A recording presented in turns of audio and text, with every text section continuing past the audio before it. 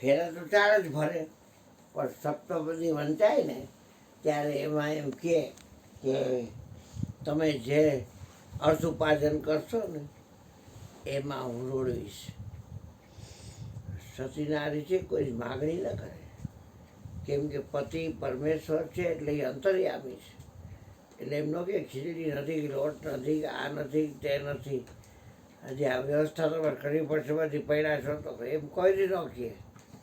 હા, પણ એ કુદરતી, હા, એ બધું ગોઠવી દે. અંતર્યામી બાપાએ હમણાં 2-4 દી પહેલાં આવ્યા તે ભજન ગાયું હતું કે મારી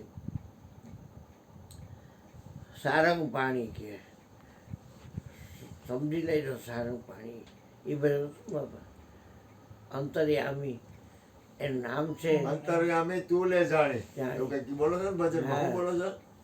હા, એ ભજન એક ભજન તમે ગાઓ છો ને, અંતર્યામી અંતર્યામી લેતું જાણી. હા, લેતું જાણી. એ કયું ભજન છે? એ ગાવ તો ભજન અને પછી ધૂન બોલાવડાવવાનું. ખાલી એક કડી ગાઓ ને વાંધો નહીં. એ ભજન ગાવ ને પછી ધૂન બોલાવડાવ. અંતર્યામી લેજો જાણી, અંતર્યામી જ તું છે સહારો. હા, બસ આ ઈ ગાવ.